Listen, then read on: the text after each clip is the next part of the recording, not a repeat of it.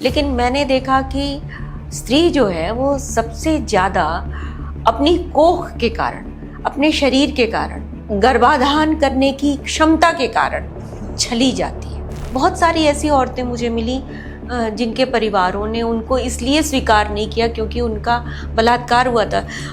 कोई भी स्त्री अपना बलात्कार नहीं करवाना चाहती, कोई भी स्त्री अपना बना बनाया घर नहीं उजाड़ना चाहती। अभी तो ये आलम है कि एक स्त्री जो एक सेना की प्रवक्ता है, तो वो अगर बोल रही है तो सारा क्रोध, समूची संचित कुंठा हम उस पर निकाल देने से गुरेज नहीं कर रहे, हम बाज नहीं आ रहे। मुझे लगता है कि ये दोनों ही किताबें एक पॉलिटिकल स्टेटमेंट भी है। Is it true? ऐसा मुझे लगा, तो मैं आपसे भी आपका व्यू पॉइंट। हाँ, स्त्री का बोलना अपने आप में राजनीति है। उनकी तुलना में जब मैंने हिंदुस्तान में और खास करके हिंदी पट्टी की आत्मकथाओं को देखा, तो वो स्त्रियां अगर कुछ थोड़ा बोलती भी हैं तो तुरंत अगले वाक्य में वो कवर अप करे, नहीं, वो पति विवश थे इसलिए उन्होंने मुझे पीटा होगा। मैं कुछ ऐसी औरतों को जानती हूँ जो कि देह व्यापार करके अपने बच्चों को बहुत नामी डीपीएस और वेलहम्स जैसे स्कूल्स में पढ़ाती, और बच्चे जब अच्छे बन जाते हैं तो वो अपनी माँ की तरफ लौट कर नहीं देखते।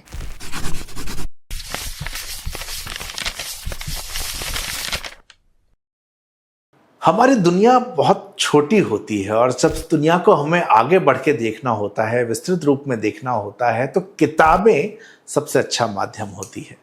नमस्ते, मेरा नाम है नवीन चौधरी और आज दैनिक जागरण हिंदी हम चैनल के बातें किताबें सेगमेंट में हम फिर से एक ऐसे लेखक के साथ आए हैं जिनके साथ हम दुनिया को एक नई नज़र से देखेंगे, उनकी नज़र से देखेंगे। मेरे साथ हैं आज जेएनयू की प्रोफेसर गरिमा श्रीवास्तव। आप उनको जानते हैं, बहुत सारी किताबें हैं, अगर मैं गिनती करूं तो मेरे ख्याल से लगभग 27-28 किताबें तो होंगी ही। सभी किताबों पे आज बात नहीं हो सकती, लेकिन रचना प्रक्रिया पे बात होगी। और कुछ दो किताबें विशेष रूप से जिसके बारे में मैं आज उनसे बात करना चाहता हूं। एक है देह ही देश, जो कि क्रोएशिया प्रवास डायरी है, बहुत चर्चा हुई इस किताब की। और उसके बाद ऑशविट्ज, एक प्रेम कथा, एक उपन्यास है, इसकी चर्चा बहुत हुई। हाल ही में बनारस रेड फेस्ट में इसका अवार्ड मिला। और अभी हाल ही में एक और किताब आई है गरिमा जी की, चुप्पियां और दरारें। तो किताबों की सूची बहुत बड़ी है, लेकिन हम सभी किताबों की बात न करके कुछ किताबों पर बात करेंगे। तो गरिमा जी, बहुत बहुत स्वागत है आपका हमारे चैनल। नमस्कार। ये आपका जो विषय है हमेशा से ही एक स्त्री लेखन का विषय रहा। जब हम बात करें उपन्यास की भी, तो स्त्री लेखन ही कहीं ना कहीं उसमें नज़र आता है। लेकिन जब मैं स्त्री लेखन को देखता हूँ कहीं जो चर्चाओं में जो स्त्री लेखन होता है और आपका जो स्त्री लेखन है, वो अलग मुझे नज़र आता है काफ़ी ज़्यादा। वह इसके अंदर मुझे प्रैक्टिकलिटी ज़्यादा नज़र आती है। तो ये जो राइटिंग का स्टाइल है, ये आपने डेवलप किया या आप कहीं इंस्पायर कभी किसी को पढ़ते हुए हुई और लगा कि दिस इज़ द स्टाइल जो मुझे लिखना चाहिए? शायद आप जिस प्रैक्टिकलिटी की बात कर रहे हैं, व्यावहारिकता की बात कर रहे हैं, वो इसलिए है क्योंकि ये जो काम आप देख रहे हैं ये सारा फील्ड वर्क बेस्ड है जी। तो जब हम फील्ड में जाते हैं, फील्ड में जो ज़मीनी सच्चाइयाँ हैं, वो ज़मीनी सच्चाइयाँ जो एसी कमरों में बैठे हुए लोगों की सच्चाइयों से बिल्कुल ही अलहदा हैं। और इन अलहदा सच्चाइयों को सामने लाना मुझे पता नहीं क्यों ज़रूरी लगा। शायद इसलिए क्योंकि मैंने औरतों की नियति को बहुत करीब से देखा। ये देखा कि देश कोई भी हो, समाज कोई भी हो, स्त्री कहीं की नागरिक नहीं है। स्त्री की नागरिकता को लेकर के हम कितना कम सोचते हैं। और वो प्रेम में, विवाह में, संबंधों में वो अपने आप को पूरी तरह से दे देती है। स्त्रियों का ये नैसर्गिक सा स्वभाव है कि वो बिना प्रेम किए, बिना किसी को अपनापन दिए वो रह नहीं सकती। लेकिन इसका खामियाजा उन्हें कितना भुगतना पड़ता है। तो जब मैंने फील्ड वर्क किया और लोगों को, मैंने तो पहले तो मुझे लगता था कि हिंदुस्तान में ही ऐसी औरतें होती होंगी, लेकिन बाहर जब मैं गई, बाहर देखा, चाहे बांग्लादेश हो, चाहे पोलैंड हो, चाहे जर्मनी हो, चाहे क्रोएशिया हो, तो मुझे लगा कि स्त्रियों की स्थिति बहुत ज़्यादा शोचनीय है और उनके बारे में हम कितना कम जानते हैं। कितनी आसानी से हम कह सकते हैं कि ये पितृसत्ता है जिसके कारण स्त्रियों की ये स्थिति है, या स्त्रियों को अगर समान अधिकार दे दिए जाएंगे तो उनकी स्थिति में बदलाव आ जाएगा, या वो आर्थिक तौर पर उनको संबल मिल जाएगा, या वो आर्थिक तौर पर स्वावलंबी हो जाएंगी तो उनकी स्थिति में बदलाव आ जाएगा। लेकिन मैंने देखा कि स्त्री जो है वो सबसे ज़्यादा अपनी कोख के कारण, अपने शरीर के कारण, अपने गर्भाधान करने की क्षमता के कारण छली जाती है। और जब हम आधुनिक विश्व देखते हैं तो यहाँ पर स्त्री की नागरिकता का सवाल मुझे बहुत ज़्यादा कचोटता है, क्योंकि बांग्लादेश में जब मुक्ति युद्ध हुआ और मुक्ति युद्ध में बहुत सारी स्त्रियों ने बहुत बलिदान दिए, और उसके बाद वहाँ पर उनके लिए एक स्मारक जैसा भी बनाया गया और उन्हें वीरांगना भी कहा गया।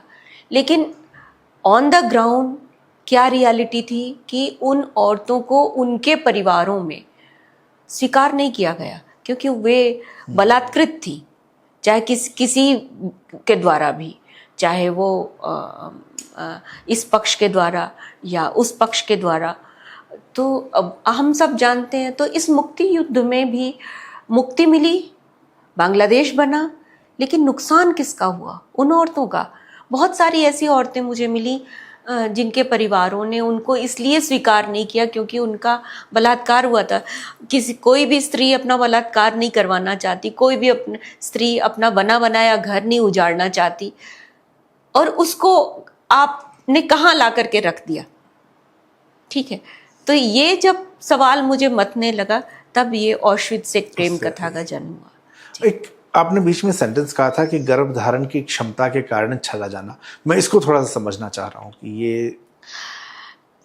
कि जो शोषण की जो सबसे बड़ी साइट है वो औरत की देह है, चाहे वो पूरा प्राचीन काल रहा हो और चाहे वो आधुनिक समय हो। आज भी देखिए स्त्रियों के रेप हो रहे हैं, उनके साथ बलात्कार हो रहे हैं। रात में यहाँ मत जाओ, अंधेरे में कहीं नहीं जाओ, इससे बात मत करो, यूं शरीर ढक के रहो। ये सारे जो इंस्ट्रक्शंस हैं उस स्त्री देह पर इतने सारे, जो इतनी पहरेदारी है, वो पहरेदारी क्यों है? क्योंकि उसकी देह शोषण की सबसे बड़ी साइट है। कल्पना कीजिए उसके पास ये देह न रहती तब, क्योंकि वो आसानी से गर्भाधान कर सकती है, तो वो चाहे ऐच्छिक हो या अनैच्छिक हो। तो जो रेप, बलात्कार या अनैच्छिक संबंधों में जब स्त्री चली जाती है तो वो अपनी कोख के कारण विवश हो जाती है कि संतान उसके गर्भ में आ गई। वो चाहे संतान किसी के द्वारा भी आई हो, लेकिन उसके लिए बड़ी मुश्किल होती है कि उस संतान को, अपने ही शरीर के अंश को अपने आप से दूर कर देना। इसलिए वो उस कैद खाने को बहुत सारी स्त्रियां बहुत सारे ऐसे अनिच्छुक संबंधों में बनी रहती हैं क्योंकि उनके पास संतान होती है। इसलिए मैंने कहा कि उसका जो गर्भ है वो उसके लिए सबसे बड़ी बंदिश का काम करता है। अच्छा, इसमें बात आपने की और वो किताब में दिखता है, क्रोएशिया की डायरी है, फिर पोलैंड की बात हो रही है, बांग्लादेश की, ऑश्वित्ज़ में बांग्लादेश, भारत, पोलैंड। हाँ। 3 कैरेक्टर, सबीना की बात करते हैं हम, प्रतीति सेन की बात करें या रहमाना खातून की बात करें, 3 अलग उम्र की महिलाएं, 3 अलग देश, 3 अलग संस्कृति और जीवन एक साथ। इसमें आपने भी कहा कि हर जगह, इसे भारत नहीं हर जगह है, और स्त्री देना चाहती है, तो ये स्त्री की प्रकृति है। तो ये जो प्रकृति स्त्री की है तो ऐसे पुरुष की प्रकृति है। अब इसको बदलने का तरीका क्या हो सकता है? क्योंकि जब मैं शुरू से देखता हूँ तो वो सारा सवाल हमारे ऊपर ही होता था कि हमारे देश में ये है, हमारे देश में वो है। आप पढ़ना शुरू करते हैं तो आप ये देखते हैं कि ये इंसान की प्रवृत्ति, स्त्री को प्रकृति ने एक रूप में बनाया, पुरुष को एक रूप में। तो ये चेंज आएगा कैसे? मुझे लगता है कि ये बदलाव बहुत धीमे धीमे घटित हो रहे हैं, इसीलिए तो मैं यहाँ हूँ। जी। है ना। स्त्रियों में भी ये बदलाव घटित हो रहे हैं। स्त्रियों के प्रति जो रवैया है समाज का, देशों का, वो भी बदल रहा है। लेकिन ये बदलाव, ये जो घटित हो रहे हैं, इनकी प्रक्रिया इतनी धीमी है कि अभी बहुत वक्त लगने वाला है। मुझे नहीं लगता कि हमारे जीवन काल में ऐसा कोई बहुत खास बदलाव आने वाला है। लेकिन धीरे धीरे स्त्रियां भी मनुष्य हैं।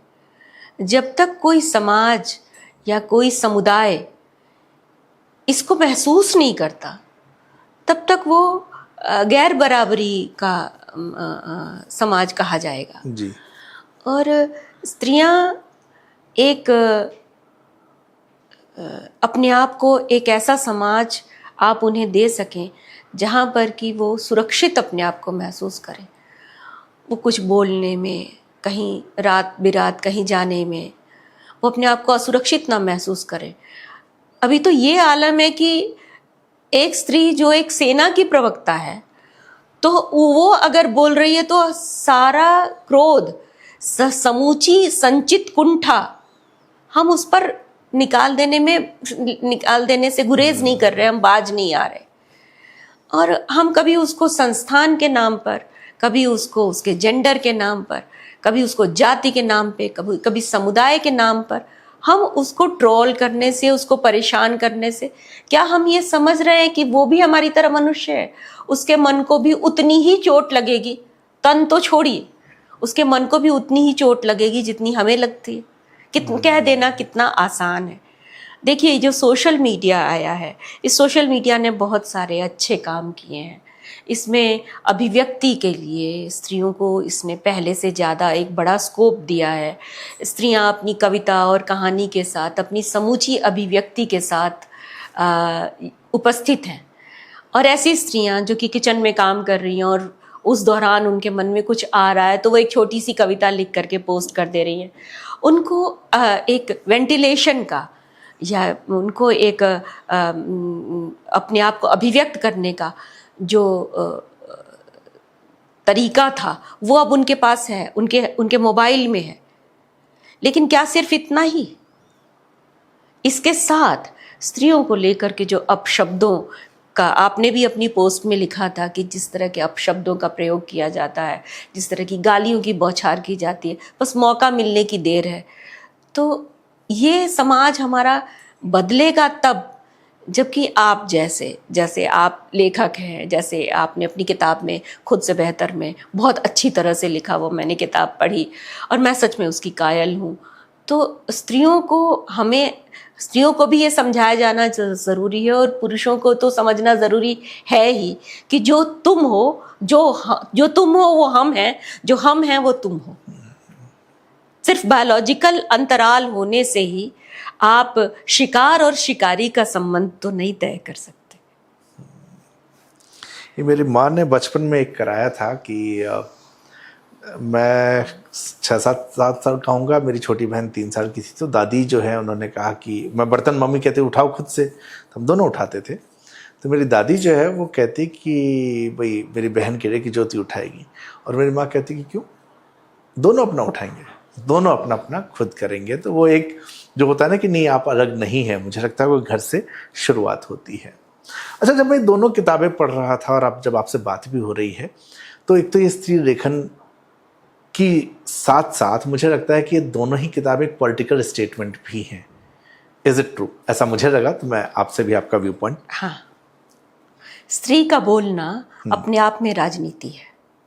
जिस समय स्त्री बोलेगी और वो बोलेगी जो उसके मन में है जी, वैसे ही वो अपनी समूची अस्मिता और समूची इच्छाओं के साथ वो आपके सामने आएगी। और स्त्रियों के सच कह देने पर मुझे लगता है कि अगर सभी स्त्रियां बिल्कुल सच बोलने लगें तो समाज उलट पुलट जाएगा। लेकिन फिर मैं जैनेंद्र कुमार के शब्दों में कहूँगी कि समाज को तोड़ना फोड़ना या समाज को उलटना पलटना ये हमारा उद्देश्य नहीं है। लेकिन सवाल ये कि स्त्री को बोलने दिया जाएगा तब तो। स्त्रियां सच बोलें, मुखर हों। बहुत सारी ऐसे, मैं जब आत्मकथाओं पर काम कर रही थी तो मुझे अन्य भारतीय भाषाओं की आत्मकथाएं या ब्लैक विमेन ऑटोबायोग्राफीज जो थी, उनको पढ़कर ऐसा लगा कि ये स्त्रियां अपेक्षाकृत बहुत ज़्यादा सच बोल रही हैं। उनकी तुलना में जब मैंने हिंदुस्तान में और ख़ास करके हिंदी पट्टी की आत्मकथाओं को देखा तो वो स्त्रियां अगर कुछ थोड़ा बोलती भी हैं तो तुरंत अगले वाक्य में वो कवर अप करे, नहीं नहीं नहीं वो पति विवश थे इसलिए उन्होंने मुझे पीटा होगा, या वो हमेशा कवर अप करती है, सच नहीं बोलती। ये जो सच न बोलना है, ये कितनी भयंकर बात है। आप सोच सकते हैं कि ऐसा समाज हमने निर्मित किया है जहां एक आधी आबादी आत्म से संवाद करने की स्थिति में नहीं है। वो सच ही नहीं बोल रही अपने बारे में, तो उनका वो जब बोलती हैं या उनके बारे में हम लिखते हैं या उनके नैरेटिव्स को सामने लाते हैं तो हमारी बहुत दिनों की रूढ़ मान्यताएं वो सब टूटने लगती हैं।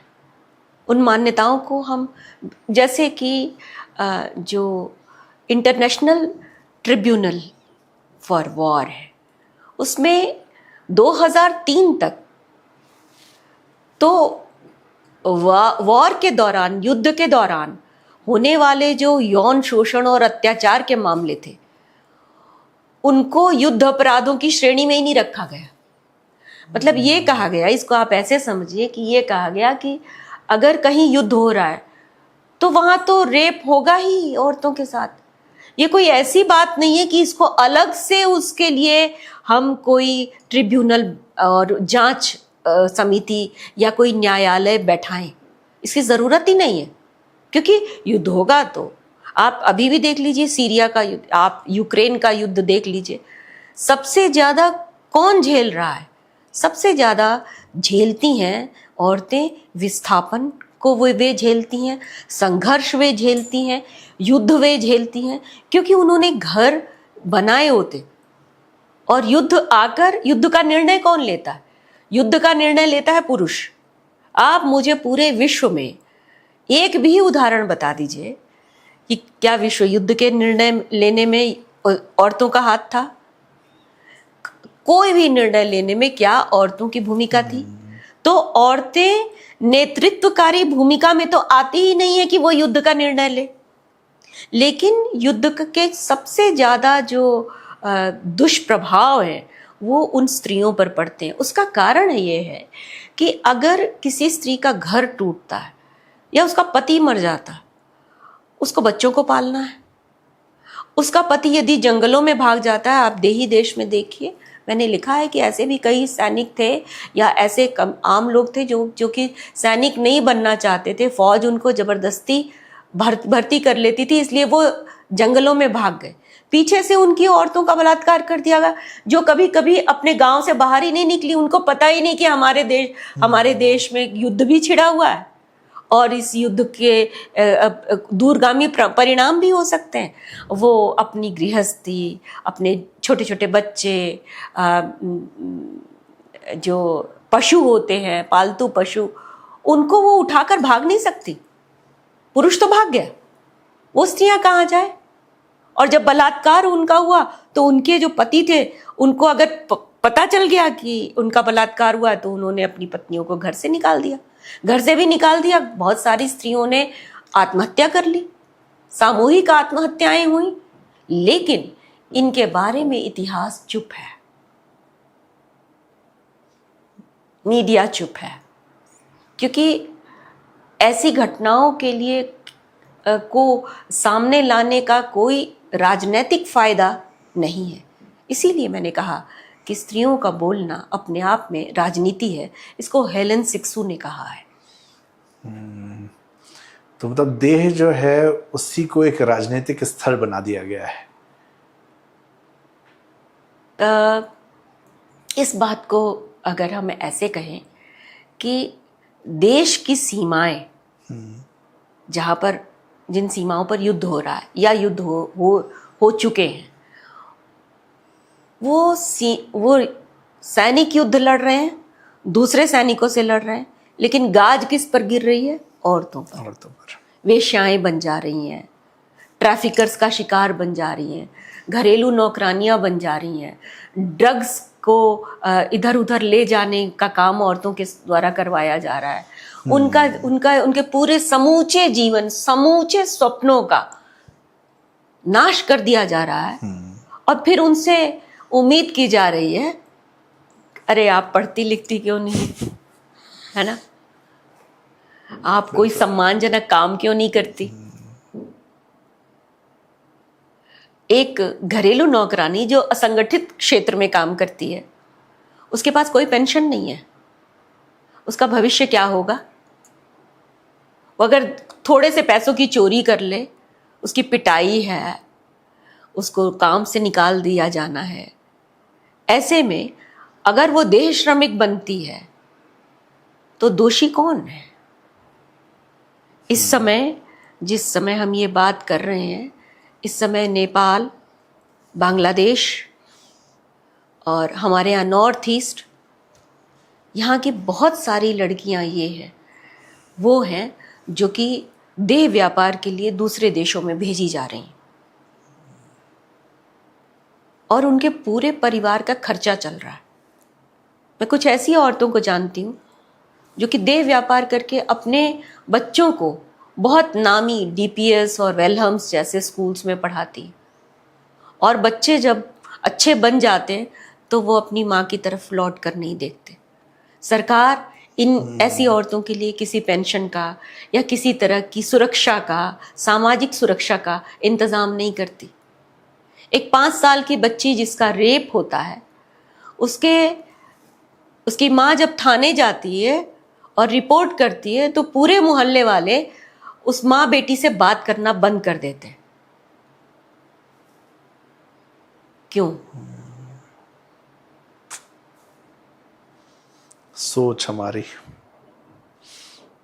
ये जो दोनों किताबें हैं, देही देश और आउशविट्ज़, दोनों को पढ़ते हुए एक चीज़ तो मुझे लगा कि एक्सटेंशन ही है ये। आप मानती हैं एक्सटेंशन है? नहीं, मैं नहीं मानती। मेरे को ऐसा लगने के पीछे कारण ये रहा कि डायरी के रूप में है, और मुझे एक बार ये भी महसूस हुआ कि अगर आउशविट्ज़ भी एक नॉन फिक्शन के रूप में आती तो भी ठीक रहता। तो मैं इसको भी थोड़ा सा, ये मेरा सोचना था। आप निश्चित तौर पर अपना व्यू पॉइंट उस पर जरूर दें। नहीं, आपका सवाल बहुत ही अच्छा सा सवाल है। मैंने देही देश लिखी, और देही देश जिन नैरेटिव्स को लिया इसमें, तो और भी बहुत सारे नैरेटिव्स थे, और मैंने अपने टीचर को वो नैरेटिव्स भेजे थे, और कुछ भेजे और उन्हें बताया। मैंने कहा कि इन्हें फाड़ दूं क्या? तो उन्होंने ये कहा कि नहीं, इसको छपवाना ज़रूर।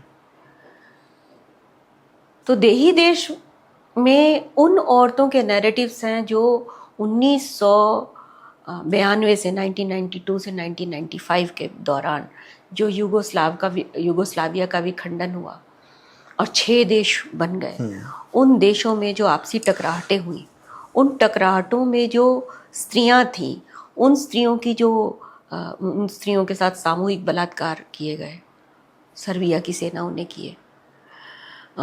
480 घर और स्कूल और जिम्नेजियम को कंसंट्रेशन कैंप्स में तब्दील कर दिया गया, और वहाँ पे उन औरतों को रखा गया।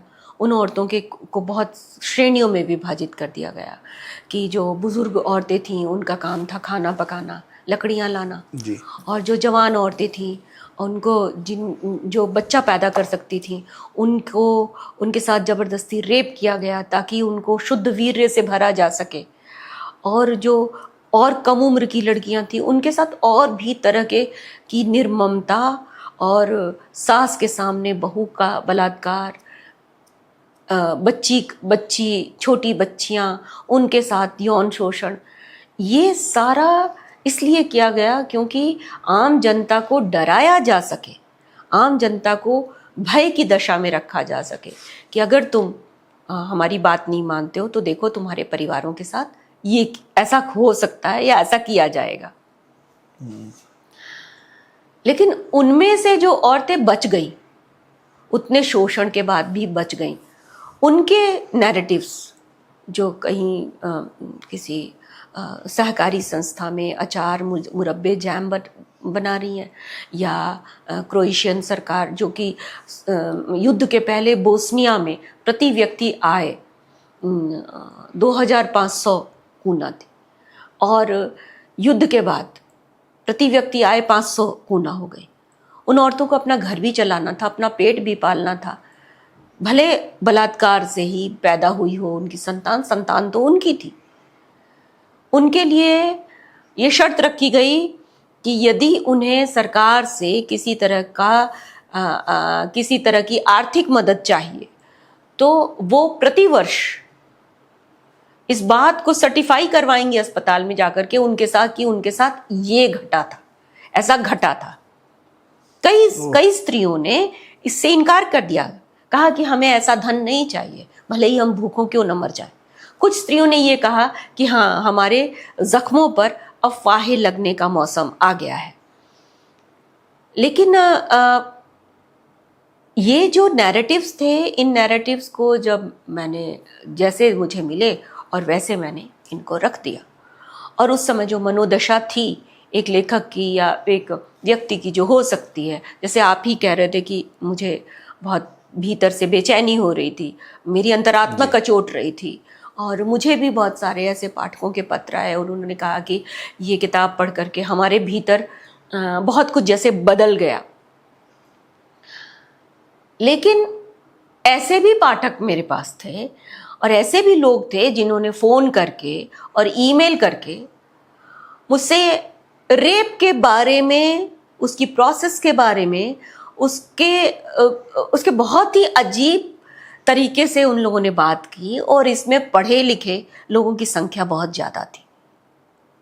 उनको ऐसा लगा कि अगर कोई स्त्री युद्ध के दौरान हुए रेप्स के बारे में लिख सकती है तो वो अगर हमें बताएगी तो हमें कितनी आत्मिक संतुष्टि मिलेगी। मुझे नहीं पता कि इस तरह के चित्रण से उन्हें कौन सी संतुष्टि मिलती है, जबकि मैंने किताब लिखते समय, आपने देखा होगा, मैंने इस बात का पूरा ध्यान रखा कि कहीं भी वल्गैरिटी या अश्लीलता ना आने पाए, कहीं भी नहीं। ठीक है। इसलिए ऑश्विट्ज़ एक प्रेम कथा लिखते हुए मुझे फॉर्म चेंज करने की सख्त जरूरत महसूस हुई। इसको मैं डायरी के तौर पर लिख सकती थी, जिसे आप एक्सटेंशन कहते हैं, लेकिन ये एक्सटेंशन नहीं है। एक्सटेंशन इसलिए नहीं है कि इसमें एक स्त्री के स्वाभिमान की कथा है। ऑश्विट्ज़ एक प्रेम कथा, एक स्त्री के एक स्त्री जिसका सब कुछ छिन गया है, पति ने भी छोड़ दिया, घर वालों ने भी छोड़ दिया, और आपने इसमें देखा कि वो उसका धर्म परिवर्तित कर दिया गया, द्रौपदी देवी का। अब वो रहमाना खातून है। वो जब अपने पति से संपर्क करती है तो उसका पति कहता है कि मैं तुम्हें वापस ले सकता हूँ, लेकिन तुम्हें मेरी रखैल की तरह से, या ये रखैल गलत शब्द है, खराब शब्द है, किसी और तरह से, मतलब विवाहिता के तौर पर पत्नी की तरह रहना होगा, और मैं तुम्हें हर महीने पैसे देता रहूंगा, तुम अपना जीवन यापन करना, सिंदूर भी लगा सकोगी, शाखा भी पहन सकोगी, लेकिन फिर मैं तुम्हें परिवार के सदस्य के तौर पर फिर से नहीं ला पाऊंगा। क्यों? क्योंकि उसने वो कहता है कि धर्म पलटानो पर एटा संभव नहीं। धर्म के बदलने के बाद ये संभव नहीं है। एक स्त्री अपनी इच्छा से तो धर्म परिवर्तन नहीं कर रही, उसके साथ जबरदस्ती हुई है, उसने अपने पति को बचाया है, और फिर इसका ये जो धर्म परिवर्तन का जो मसला है, ये उस स्त्री को कि उस स्त्री को कितना भीतर तक वो तोड़ चुका होगा, और आप उसको वापस अपने घर में भी नहीं ले रहे, जबकि उस स्त्री के बच्चे हैं, और वो अपनी बच्ची को ढूंढती है, टिया को ढूंढती है, जो उसको पाकिस्तानी कैंप्स में मिलती है। और जब वो बच्ची 13 साल की उनको मिलती है तो 13 साल की बच्ची मानसिक तौर पर एकदम लगभग विक्षिप्त है, और लगातार होने वाले यौन शोषण से, भूख से वो बीमार है, और वो प्रेग्नेंट है। तो रहमाना खातून अपनी उस बच्ची को 1 साल 1.5 साल तक पालती है, उसको ठीक करती है, उससे उसको एक छोटी सी नातिन होती है, और उसके बाद वो अपनी बेटी को अपने पति को दे देती है कि इसको ले जाओ, क्योंकि वो जानती है कि समाज जीने नहीं देगा। समाज स्त्री को, और खासकर अकेली स्त्री को, जीने नहीं देता। अकेली स्त्री को और भी अधिक अकेला बनाए जाने की सारी साजिशें इस समाज में है। अच्छा, नारीवाद में आपने पश्चिम की भी बात की, भारत की भी की। अब 2 चीजें मैं जानना चाहूंगा, एक तो पश्चिम और भारत, यहाँ दोनों के नारीवाद में डिफरेंस आपको क्या नजर आता है, और दूसरा जब भारत की ही बात करें तो एक बड़ा इंटरेस्टिंग सोशल मीडिया के दौर में इमेज बिल्डिंग का दौर आया है। तो आज जब मैं रास्ते में आ रहा था तो मेरे एक मित्र हैं सबाहत, उनसे मेरी बात चल रही थी, तो उसमें मैं आपकी बात, डॉक्टर शिल्पी झा की बात कर रहा था। इवन सबाहत की भी अगर हम बात करें तो सबाहत जैसे बहुत छोटी जगह से आती है, कंजर्वेटिव फैमिली से आती है, वहाँ से आके वो जो है अपनी बच्चियों को पढ़ाने से लेकर अपने बिजनेस को ग्रो करती है। तो मेरी जो दृष्टि है उसमें वो फेमिनिज्म है, वो जो है अपनी एक पहचान बना रही, बच्चियों की बना रही है। आपका जो काम है, आप इस विषय पे गंभीरता से ग्राउंड पे काम करके, रिसर्च करके स्थिति को सामने लेके आ रही है, और यही कारण है कि जब मैं उसको पढ़ता हूँ तो मुझे बेचैनी होती है। शिल्पी जी को मैं देखता हूँ, उन्होंने बच्चों को पढ़ाते हुए जिस तरह से, तो ऐसे बहुत सारे एग्जाम्पल हमारे पास हैं। फिर एक दौर सोशल मीडिया पे है जहाँ पर कि सोशल मीडिया पे एक फेमिनिज्म का पूरा दौर है। पर मैं उस सोशल मीडिया के फेमिनिज्म के दौर में ये भी नोटिस करता हूँ कि वो लोग उन्हीं के ऊपर सबसे ज़्यादा हमलावर हैं जो वाकई ग्राउंड पे काम कर रहे हैं। तो ये मैं दोनों ही चीज़ों को, पश्चिम और भारत का जो डिफरेंस है, इसको समझना चाहूँगा। और भारत में जो नारीवाद को लेके जो एक सोशल मीडिया का उभार हुआ है और एक जो ज़मीन पे काम हो रहा है, इन दोनों के बीच में आप डिफ्रेंसिएशन को कैसे देख रही हैं? या सिर्फ मेरा ही मानना है कि ऐसा हो रहा है? ये भी हो सकता है। मुझे ये लगता है कि ये समय स्त्रीवाद के लिए इससे बेहतर समय कुछ भी नहीं था, कोई भी नहीं था। उसका कारण है कि हम लोग ऐसा बहुत सारा लिटरेचर सामने लाने की कोशिश कर रहे हैं, और एक तरह से we want to rewrite the history, कि इतिहास में, पूरे इतिहास में जो औरतों का योगदान है जो छूट गया है, जिनको कि पुरुष आलोचकों ने, पुरुष लेखकों ने कभी इस लायक ही नहीं समझा कि उन औरतों को मेंशन भी किया जाए। इसका उदाहरण मैं आपको दे सकती हूँ, हरदेवी, जो कि 1887 में और 1888 में उन्होंने 2 यात्रा वृत्तांत लिखे, और उत्तर भारत से पढ़ने के लिए लंदन जाने वाली वो पहली उत्तर भारतीय बाल विधवा स्त्री है। लेकिन उसकी कोई चर्चा नहीं मिल रही थी। तो इन दिनों हम लोग उनका काम भी प्रकाश में लाए हैं, और सेतु प्रकाशन से हरदेवी की यात्रा ये किताब भी आई है, उसमें उनके यात्रा वृत्तांत है। इससे इतिहास लेखन की जो खाली जो जगहें हैं, जहाँ पे दरारें हैं, जहाँ पर इतिहास बिल्कुल चुप था, कि 50% आबादी क्या बिल्कुल अनपढ़ थी, क्या बिल्कुल लिखती नहीं थी, उनको कोई छापता नहीं था। तो इन औरतों के आने से, इन औरतों के लिखे हुए को सामने लाने से हम लोग लग रहा है, हमें ये लगता है कि हम इतिहास का पुनर्लेखन करने की दिशा में कदम आगे बढ़ा रहे हैं। दूसरी बात है कि सोशल मीडिया को इतना ज़्यादा सीरियसली लेने की ज़रूरत नहीं है, क्योंकि अक्सर ये होता है कि हमें बहुत सारे कुछ ऐसे टुकड़े मिलते हैं जो कि बहुत काम के होते हैं, बहुत अच्छी चीज़ें भी होती हैं, और कुछ ऐसे भी होता है कि जो फ्रस्ट्रेशन है, आदमी की कुंठाएं हैं, उसको व्यक्त करने का सोशल मीडिया एक माध्यम बन, कि सुबह उठे और किसी से नाराज़ हैं और एक धड़ाक से एक लंबी सी पोस्ट लिख दी और लिख करके फिर सो गए। अब सारी दुनिया उस पर लगी हुई है। इस सोशल मीडिया ने बहुत सारी ऐसी रचनाकारों से और पुरुष रचनाकारों से भी हमारा परिचय कराया है, जो कि हो सकता है कि हम उसमें हमें बहुत समय लगता है। जैसे पार्वती तिर्की की कविताएं पढ़िए, पूनम वासम की कविताएं पढ़िए, या जसिंता केरकट्टा हैं, अनुज लुगुन के साथ जो की कविताएं हैं। और इधर जैसे मैंने अभी नोटिस किया कि जयंती रंगनाथन है, तो वो जासूसी और एआरी उपन्यासों को जो 18वीं शताब्दी के अंत के और 19वीं शताब्दी का जो पैटर्न था उसको वो नए तरीके से सामने लेकर के आ रही हैं। तो ये बड़ी शानदार सी बात है। और कुछ कवयित्रियाँ बहुत शानदार आई हैं, जैसे कि अनुराधा सिंह जैसी कवयित्री हैं जो कि बहुत टैलेंटेड हैं। कुछ आलोचक हैं जैसे रश्मि रावत, ये वो आलोचक हैं, रेखा सेठी, ये लोग वो आलोचक हैं जो कि अपनी बहुत ही तैयारी के साथ और मेहनत के साथ ये स्त्री आलोचना के क्षेत्र में इन्होंने कदम रखा है।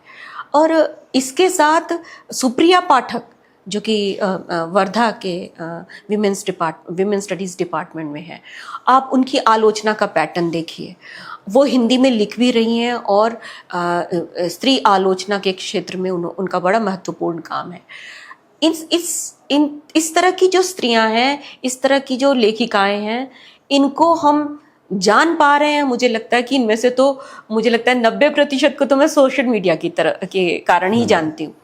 दूसरी बात आपने कहा कि दिखावटी फेमिनिज्म, वो तो देखिए कि दुनिया के हर हिस्से में, हर जगह एक दिखावटी लोगों का एक समूह हमेशा रहा है कि जो ग्राउंड लेवल पर काम नहीं करते और वहाँ से सामग्री लेकर के अपना बना करके, इसको हम प्लेजरिज्म कहते हैं, तो वो प्लेजराइज करते हैं। और प्लेजरिज्म चूंकि पता ना चल जाए, इसलिए जिस आपकी जो बात है कि वो फिर दूसरों के बारे में अपयश फैलाते हैं, इसको भी मैं कहूँगी कि वो उनकी महत्वाकांक्षा ने उनके व्यक्तित्व का ये निर्माण किया है।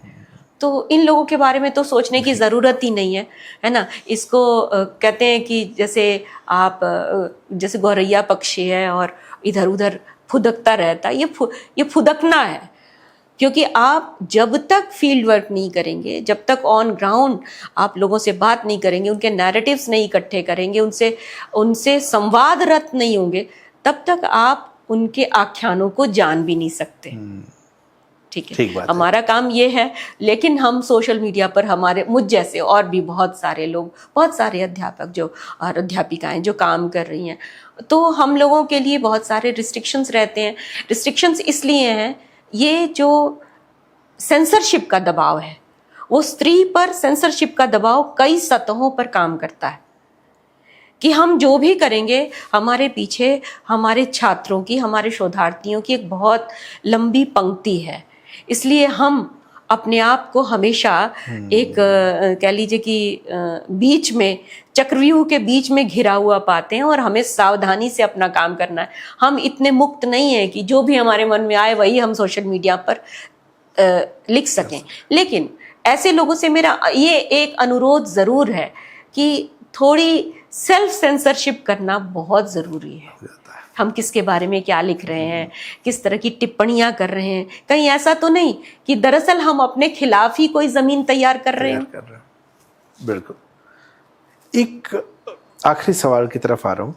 रोहिया का एक स्टेटमेंट था कि हमारे देश में दुख भोगने वाले और लिखने वाले का समूह अलग है। जो पीड़ा भोगते हैं वो लिखते नहीं हैं, जो लिखते हैं वो पीड़ा नहीं भोगते।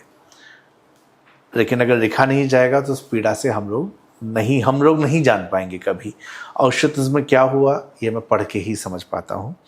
क्या आपको लग रहा है कि जो इस तरह के हिस्टोरिकल ट्रॉमा है, कई सालों तक लोग, कई पीढ़ियों तक उस चीज़ को झेलते हैं, साहित्य उसको हील कर पाएगा? साहित्य हील नहीं कर पाएगा, लेकिन साहित्य समाज को दिशा ज़रूर दिखाएगा। जिसको प्रेमचंद ने कहा कि समाज के आगे चलने वाली मशाल है साहित्य, तो वो दिशा ज़रूर दिखाएगा। ये किताबें, ये इतिहास, अपने इतिहास से परिचित होकर के ही हम वर्तमान को जी सकते हैं और भविष्य की योजना बना सकते हैं। अगर हम अपने इतिहास से ही परिचित नहीं हैं तो हम भविष्य की योजना भी नहीं बना सकते। इतिहास को कंधे पर रख कर नहीं, बल्कि दिमाग से उसको समझने की ज़रूरत है, और तभी हम भविष्य के लिए कोई योजना बना सकेंगे। मैंने आखिरी सवाल कहा था, लेकिन एक चीज़ मैं और पूछना चाह रहता हूँ। आप अध्यापक हैं, इतने सालों से आप बच्चों को पढ़ा रही हैं, नई पीढ़ी आती जा रही है। एक बच्चा अभी हमको कह ही रहा था कि आप लोग पिछली पीढ़ी के लोग फैशन नहीं समझते, लेकिन क्या इस पीढ़ी की सोच में स्त्रीवाद को लेकर, और जब मैं पीढ़ी की बात कर रहा हूँ तो उसमें सब जेंडर वो नहीं है, क्या परिवर्तन आता नजर आ रहा है आपको इतने वर्षों में? हाँ, सेंसिटिविटी बढ़ी है, बहुत ज़्यादा सेंसिटिविटी बढ़ी है। जैसे कि हमारे बहुत सारे स्टूडेंट्स स्त्रीवाद पर के विभिन्न पक्षों पर बात कर रहे हैं। जैसे आजकल हम लोग निरंतर चर्चा कर रहे हैं कि जो डीकोलोनाइज स्टेट ऑफ माइंड है, डीकोलोनाइज स्टेट ऑफ माइंड में स्त्री की क्या स्थिति है। और इसी तरह से प्रदूषण, पर्यावरण और प्रदूषण पर अगर हम काम करते हैं तो उसमें पितृसत्ता और उसके द्वारा की जाने वाली हिंसा के कौन कौन से रूप हैं जो स्त्रियों और बच्चों को प्रभावित करते हैं। तो पर्यावरण को देखने का ये नज़रिया अगर हम इसका विकास कर रहे हैं तो इन बच्चों के साथ हम पढ़ाते हुए बहुत सारी चीज़ें इन लोगों से सीखते हैं। ये बड़ी टेक सेवी पीढ़ी है जो कि हर 5 बरस के बाद या हर 3 बरस के बाद बदल जा रही है और इनके पास नई नई जानकारियाँ होती हैं। सिर्फ इनको दिशा दिखाने की ज़रूरत है और ज़्यादा कुछ करने की ज़रूरत नहीं है जी। तो हमारा काम है नई पीढ़ी को दिशा दिखाना, और उस दिशा को दिखाने के लिए बहुत ज़रूरी है कि इतिहास में क्या घटा, क्यों घटा, ये जानना। और ऐसे ही बहुत सारे महत्वपूर्ण विषयों में एक विषय है स्त्री और हमारा समाज, जिसको लेकर लगातार गरिमा जी काम कर रही हैं। कई सारी किताबें हैं, हाथ में अभी मेरे 3 ही हैं, तो मैं एक बार आपको फिर से दिखा दूं। देश ही देश, ऑशविट्ज़, चुप्पियाँ और दरारें। आप जब अमेज़ॉन पर सर्च करेंगे तो आपको इनकी सारी किताबों की लिस्ट मिलेगी, आप उसको पढ़ सकते हैं। और ये बातचीत अगर पसंद आई हो तो आगे ज़रूर शेयर कीजिएगा। धन्यवाद गरिमा जी आने के लिए और आपका बहुत बहुत शुक्रिया, बहुत बहुत शुक्रिया। नमस्ते।